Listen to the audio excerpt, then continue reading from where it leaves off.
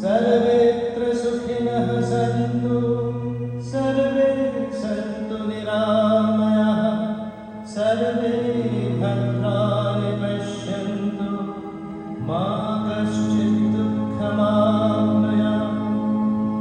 ॐ नमो भगवते माहेश्वरी स्वाहा। एतत् वाक्यं श्रीमीराय नमः।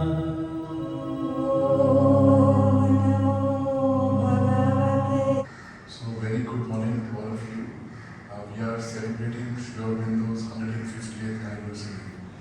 Sri Aurobindo is a great revolutionary Mahayogi, and amongst many things he is known above all a poet. And today we are going to be getting a chance to listen to one of Sri Aurobindo's poem called Baji, Prabhou, by Dr. Shruti, who is not only a friend but also delivered an excellent speech on Baji, Prabhu, which impressed me so much. So this is the time when we have to hear of valor and how people and soldiers can clasp to the land and give their lives so that they can protect the values that they hold. With this, I will request you to please come and take over. Thank you. Namaskar. Thank you, Lalit Bhai, for giving me again this opportunity to speak about this magnificent poem of Sri Aurobindo. And as Girdhar Bhai had once mentioned, that no matter how many times you read, you come to know new aspects, nuances of, especially this poem. Of course, it is often said about Savitri, but poetry itself opens its arms to interpret it in different ways. However, I've been given just 25 minutes to speak about this magnificent personality. So I will be speaking about the historical importance and Sri Aurobindo's connection with Maharashtra and Shivaji Maharaj, and then how Baji Prabhu, the poem itself, I felt was one of the instruments to inculcate nationalism and patriotism among the people that time, and I think it still succeeds in becoming one today. We all know that Baji Prabhu was written, as Sri Aurobindo says, it was conceived and written in Bengal during the period of political activity. So it is assumed that sometimes between 1904 and 1909, when he was commuting and traveling and working in Bengal and Baroda simultaneously, and then when he shifted to Bengal, it is around that time. There is no specific date given to this poem. Now I was actually wondering, why did Sri Aurobindo choose Baji Prabhu and not Shivaji Maharaj as one of the key figures, because the influence of Shivaji Maharaj in Maharashtra is immense. Even today the whole state thrives on his values, on his ideology, etc. So that is a very big question, and I kept on thinking as to why did Sri Aurobindo not choose Shivaji Maharaj, whereas he has spoken so much about him in his Vande Mataram talks, in his speeches, in his writings everywhere. So the answer that I felt we could gauge was that Shivaji Maharaj he was himself a Vibhuti, as Sri Aurobindo says. So he did all that was required by Vibhuti to have been done. But what is it that the Vibhuti transfers to his soldiers, to his chieftains, to his people around? And it is that value to fight for the nation, of love for the nation, that he had transferred to his chiefs, to his sardars, to his peshwas. And so one of those chiefs was Baji Prabhu Deshpande. And of course, perhaps Sri Aurobindo could have taken any other character like Tanaji Malusare or any other character who have had great feats in their own ways. They also captured a lot of different forts like Baji Prabhu Deshpande did. But of course this stands out in the history of wars because it was 300 men against more than 10,000 men who were fighting. It was a narrow pass in which the fight was taking place. In reality, it was a very, very rainy, stormy evening and night when this war took place. So the conditions were extremely difficult. But my interest is not only to go historicity of this, which we can all find on internet. But what is interesting for me is how Sri Aurobindo has utilized all that he had observed while he was in Maharashtra. Because he had travelled across Sahyadri which runs from north to south in Maharashtra. And the way he had observed, if you see the very first line of the poem, a noon of Deccan with its tyrant glare oppressed the earth. The hills stood deep in haze, and sweltering athirst the fields gled up, longing for water in the courses parched of streams long dead. So we have to remember that this battle was fought on the 13th of July 1660, a time on the side of Pune, on the side of Maharashtra, where rains are still very scanty. Rains have not set in there. As we see in Mumbai, mid-June the rains settle. Whereas in July, also this side, leeward side of Maharashtra, of Sahyadri, does not get ample rains. So for that, Sri Aurobindo has intensified. We know that the very atmosphere there is created to be very harsh. So he has started building up that atmosphere in the poem from the beginning. And if we see the contrast, the nation at that time was in the most difficult condition. We were going through hardships, the Kala Pani, Saza, or all those kind of things were happening. So our nation was going through hardships, and so Sri Aurobindo shows that these soldiers who were fighting for so many people was also going through so many hardships. And I don't have time to read many passages here, but if you really read how Sri Aurobindo mentions that Sahyadri is absolutely steep. Those of us who have seen Sahyadri mountains, it is not a nice, happy climb on the mountains.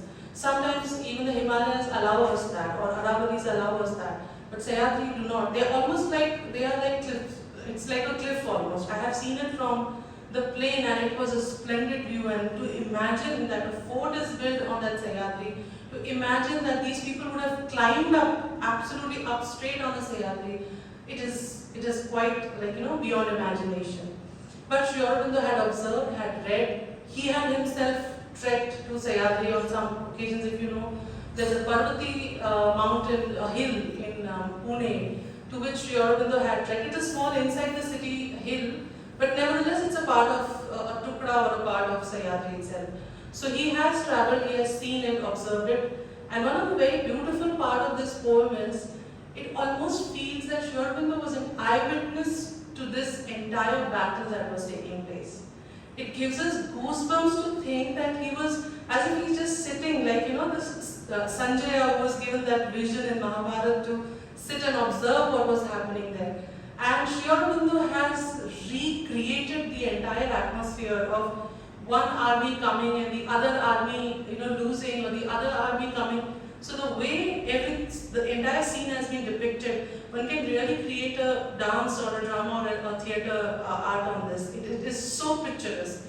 So I was really thinking that every time I read this poem, was Sri Aurobindo really standing, sitting there, observing what is happening? Or with his occult vision, he was really able to see it. However, the battle did not take place exactly as he has written in history, as whatever that has gone in history books. The battle did not take place exactly in this manner. But as poetic license, Sri Aurobindo has taken poetic license, and it's possible to deviate from whatever the context given or the historicity. Now, one important thing about this thing is that this pass, small pass in the mountains, was called Godkind, which means a small narrow pass through which only one horse can pass by. It was such a narrow pass.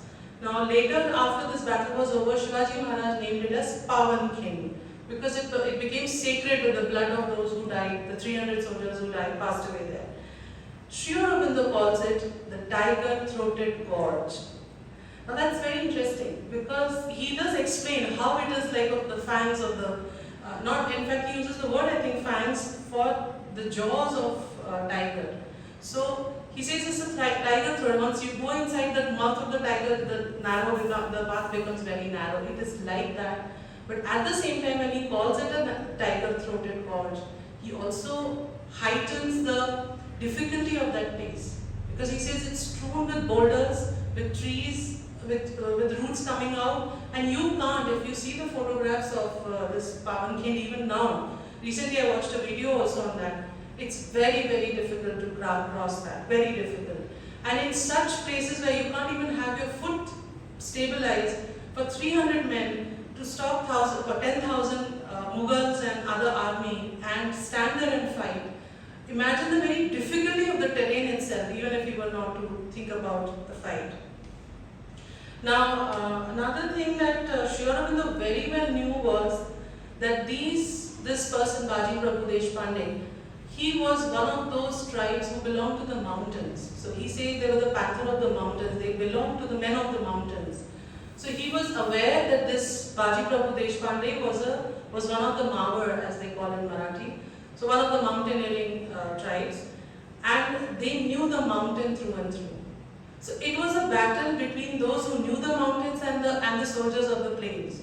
So obviously we can imagine that the Mughals were already in trouble because they did not know the terrain. Whereas these people, Sri Aurobindo has shown how beautifully they knew every tree, every branch, where to hide, how to do what, how to ambush, how to throw boulders, all those things. Now again, as I said, why did Sri Aurobindo choose Baji Prabhu Deshpande as an important figure? Because we see those values which Shivaji Maharaj had inculcated. For instance, Shivaji Maharaj, we know, was born as a prasad to his mother when she worshipped Bhavani. And in fact, it is said that Tulja Bhavani was the Kuladevi of Shivaji Maharaj's clan. So Bhavani is known to be one of the avatars or one of the emanations of Parvati herself. And from Sri Aurobindo we know, or from Swami Vivekananda we know, that he was a vibhuti of Lord Shiva. So we see that he was a child of Shiva and Parvati himself. So what Shakti he would be having, what power he might be exuding, and that same power was transferred to these warriors like Tanaji or like Baji Prabhu Deshpande. And that is exactly the philosophy that we come to know in Sri Aurobindo's Baji Prabhu. So I'll read a couple of lines and then we'll come to know what it means. So the historicity, as Sri Aurobindo has maintained the historicity that Shivaji Maharaj has been captured in a fort, almost captured in a fort of Panhara. He changes the name there, but there's a fort there where he's captured from all sides. Now there's no way that he can give them a rebuttal with the number of army and cavalry that he has. So he has to plan a grand escape, which he does. And once that escape is planned with 600 men, he comes out. While he's just approaching this Pavankhand, he realizes that he's being chased from behind, and there are certain Mughals, Pathans and Rajputs. 3 armies come together to stop or to kill Shivaji Maharaj. Now that is where what they do then is that they split into 2. And Shivaji Maharaj fights with one and Baji Prabhu Deshpande fights with the other side of the army. But one important factor the other day when I talked about this, one very knowledgeable person, she told me that there's one factor that when he was escaping from this fort, Panhara fort, there was one, as we call the person who was absolutely similar to Shivaji Maharaj. So he decked up like the Maharaja. And he goes leading, taking a little army with him to another side. So he's able to mislead the army for some time. That gives Shivaji Maharaj some time to come to the other side. However, in this poem, it is shown that Baji Prabhu Deshpande and Sri Aurobindo are not, Shivaji Maharaj are not together at that moment. And so he is called for. That Shivaji Maharaj is in this problem, and so he is called for. And you see what Shivaji Maharaj has to say to Baji Prabhu.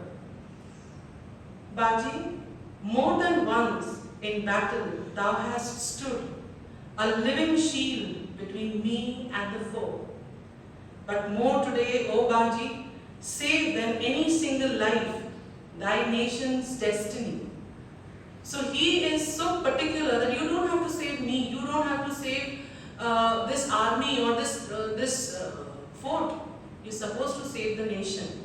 So the way you've stood between me and the enemy always, now stand between yourself, stand between the enemy and the nation, because the nation wants it. Now obviously nation means Shivaji Maharaj at that time, because he uniting force of the nation. But then he puts in that idea that it's a nation which wants you. And that is exactly what he himself was practicing in his life. He kept the nation in front. Even before he was pollinated, he had kept the nation in front. Everything for him was for the nation. So this is one of the values we see that was inculcated in Baji Prabhu Deshpande, and Sri Aurobindo, by mentioning this, writing these beautiful lines, also wants us to convey that especially in those days when he was in the national movement, nation first. That is what his motto was, that is what his message perhaps he wanted to give. Now, there is a little humor that Sri Aurobindo brings in with Tanaji Malsure here. But again, another philosophy that we see of how Shakti or how Bhavani or how the Mother Goddess, Mother India fights through, gives the power to anybody to fight through them. And so here again there is a beautiful dialogue by Baji Prabhu Deshpande. Tanaji Malsure, he addresses this to Tanaji. Tanaji Malsure, not in this living net of flesh and nerve, not in the flickering mind is a man's manhood seated. God within rules us, who in the Brahmin and the dog can, if he will, show equal Godhead. Not by men is mightiness achieved. Baji or Mansoore is but a name, a robe and covers one alone. We but employ Bhavani's strength, who in an arm of flesh is mighty as in the thunder and the storm. I ask for 50 swords. So again our message which Sri Aurobindo wants to convey to the nation, that it is the Shakti which is going to fight for all of us. And this is exactly what Sri Krishna had told Arjuna in the Gita, that it doesn't matter, you are my Nimitta Matra, you are my instrument I have chosen, I can choose anybody. And that's how he says that Brahmin or a dog, so God does not need a particular specific instrument. That is what the philosophy that we've been taught through Gita, and followed by Shivaji Maharaj, applied by Baji Prabhu Deshpande. Again, Sri Aurobindo giving this message that we have to follow this message of invoking Shakti, letting the goddess work through us. So that's why he again and again says, not by men is mightiness achieved. So that is so beautiful that Baji Prabhu says, I am only a body, let the mother work through me, whatever the way. And through the poem we will see that it is true that Baji Prabhu allows the mother to take over him. And there are 3 instances where Sri Aurobindo mentions that now the goddess comes over him and he fights like a cloud. Now the goddess comes over him and he fights like a lion. And again the goddess comes over him and he charges like a bull with the lowered horn. So that is how he depicts Baji Prabhu Deshpande, and that is exactly the way he wants the nation to arise and awaken and fight against the British tendencies, their suppression, their oppression, everything he wanted us to fight. That is why he has used this Baji Prabhu Deshpande as an instrument, as an organ to convey what he wanted to convey. And one of the things that when I read this, if we were to have a long discussion on this ever, we will see that the very war strategies of Shivaji Maharaj, the guerrilla warfare, fighting from the ambush, that all what they call Sam Dam Dandabhed, everything Sri Aurobindo has incorporated in this. It may not be there historically in that incidence, but this he brought in, only to convey that we have to use every means and every method to get our country rid of this foreign rule. And that has to happen only with the strength of Shakti. It cannot happen bereft of Shakti. It cannot happen bereft of the blessing of the mother. Again another, you see, I know we have very little time, it's already almost 25 minutes, but I'll read, you will understand why I am reading this. The Prabhu answer, that means the Baji Prabhu answers. Me thou shalt not burn, for this 5 feet or more of bone and flesh, whether pure flame or jackals of the hills be fattened with its rags, may well concern others, not Baji Prabhu. He was not concerned of what will happen to his body. He was not attached to his body at all. He said, it's okay, it is at the service of the nation, let it, whatever has to happen, let it happen. Whether animals eat it or jaguars eat it or vultures, I don't care. I care for my nation and I stand by that.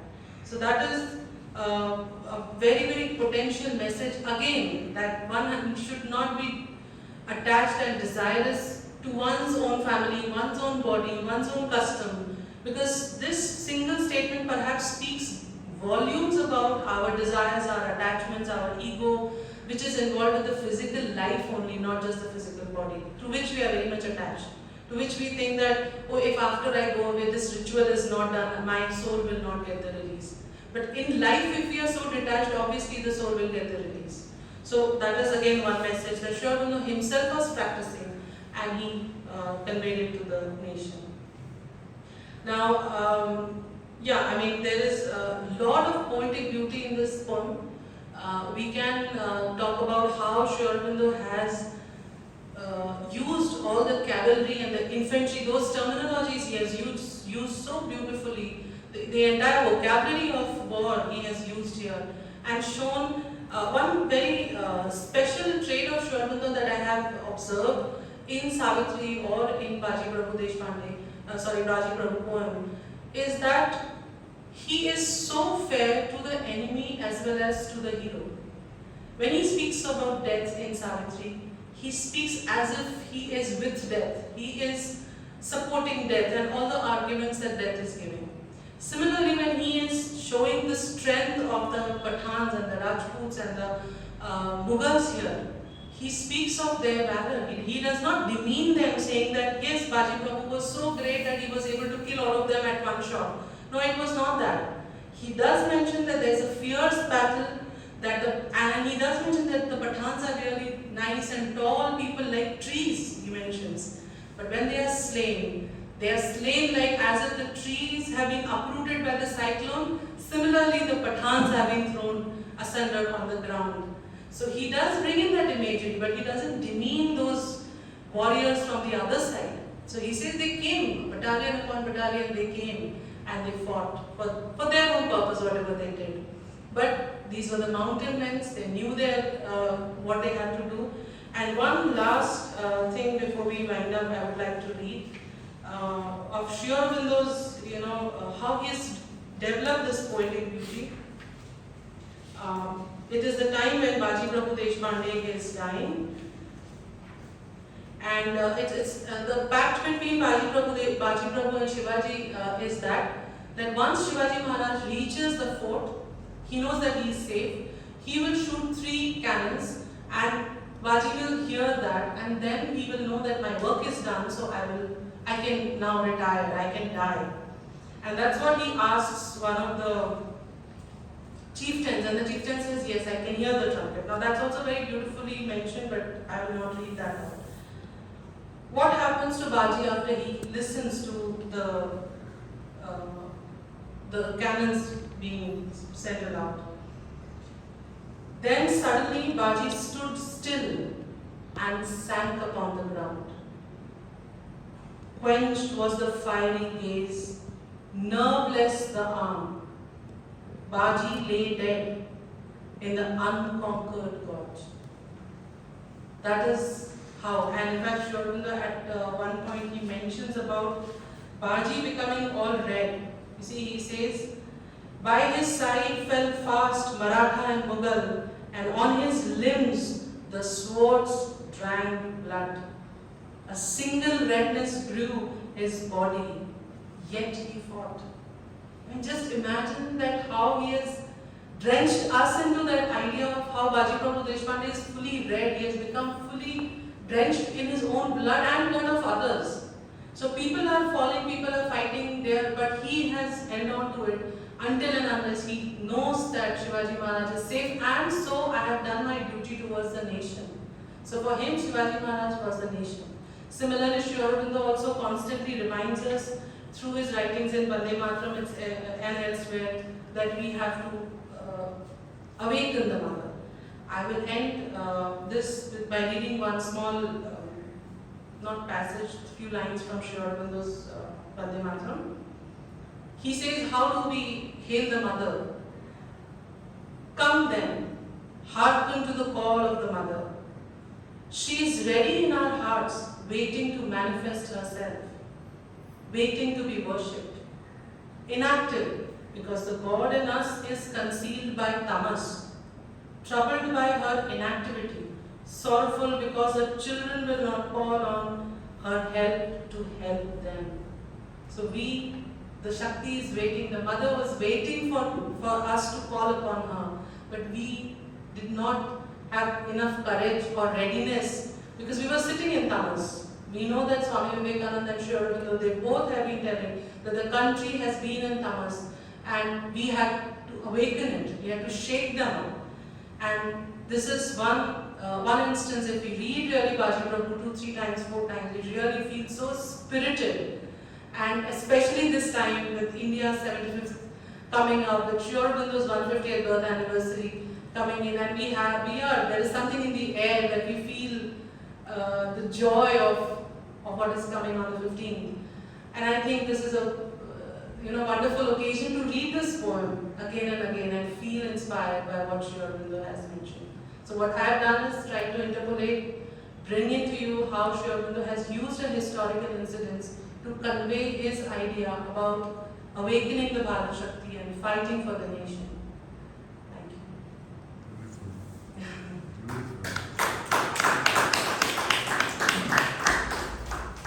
It was not the same talk, by the way. It was very good. She renewed her talk completely from what she did a couple of days back. You can take 2 questions if any one of you have, otherwise. Yeah, when are you taking us on a tour to the Sahyadris? But I think you read this, we are already on a tour.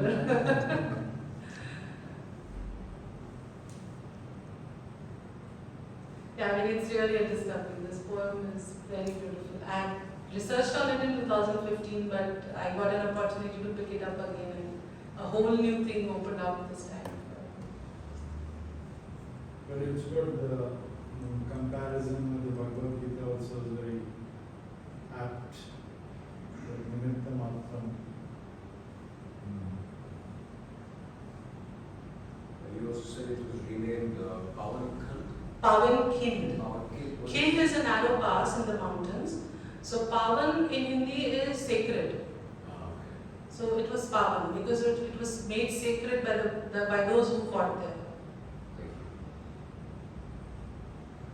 And you said he describes Baji Prabhu as 3 things. The first one was a cloud, or I think Yeah. a cloud. Sri Aurobindo uses cloud as well as waves to describe Baji Prabhu's valor. First is a wave which is like, he stands up like a wave. Then he also, he's like a cloud which has burst and he's bursting on the enemy. Then he's like a lion who is pouncing on his prey. And last, he's like a bull with his horns, charging at the enemy. Interesting. Thank you.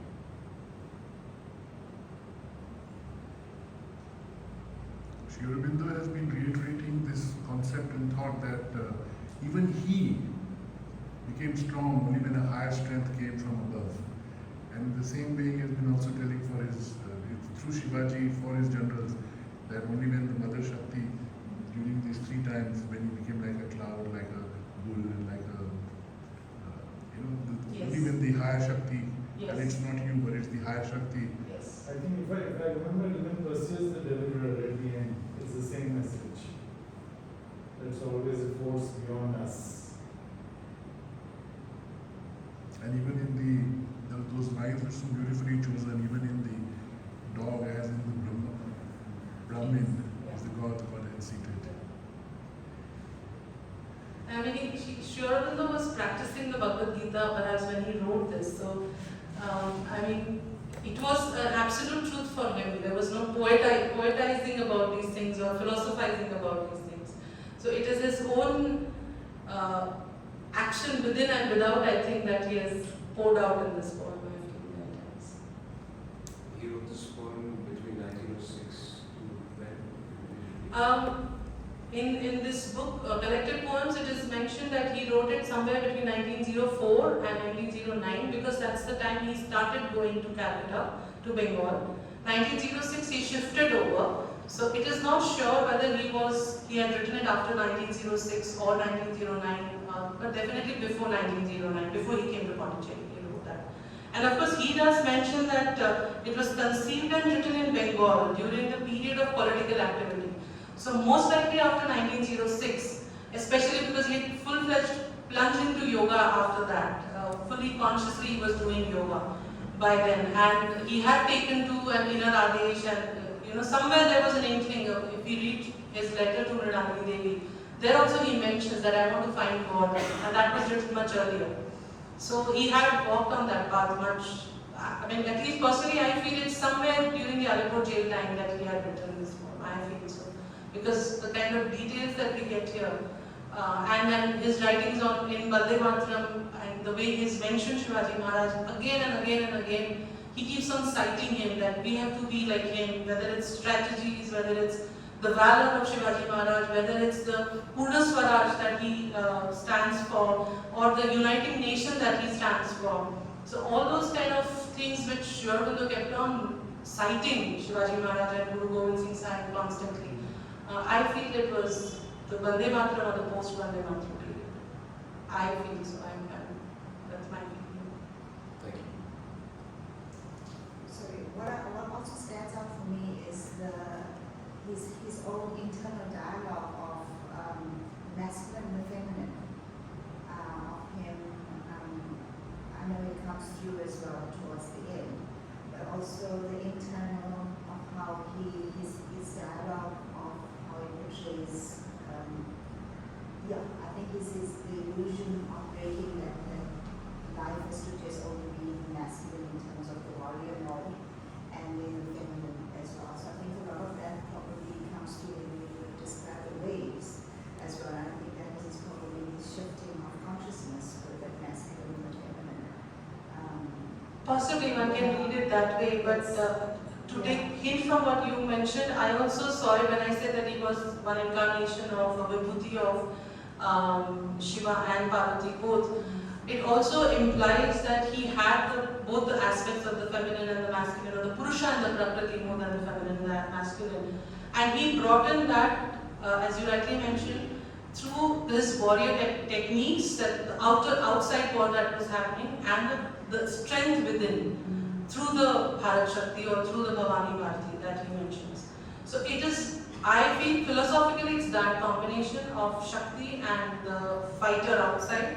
And it could be, one can read in the imagery more closely as you are mentioning, of where we can see these kind of nuances of intertwining of Purusha and Prakriti there. But philosophically seeing on a large canvas, I also personally felt that it was the Shakti that he was invoking, and in Sri Aurobindo's own life he does that. We know that for his yoga, the Shakti was very much required. That's how mother's role has come into. Mother has been instrumental in doing what she has been doing. So for the supramental yoga, Shakti is required, and maybe this was the beginning of that. So thank you so much, Shruti, Dr. Shruti. It was super brilliant speech, and I really wish that not only every soldier, not only any general, but anybody who really wants to do something for their nation should actually get to not only read Baji Prabhu, but also get introduced to it through the way he has spoken. So with this, again I think it is from Baji Prabhu, which says that we part a friend, but meet again we must, and thank you so much.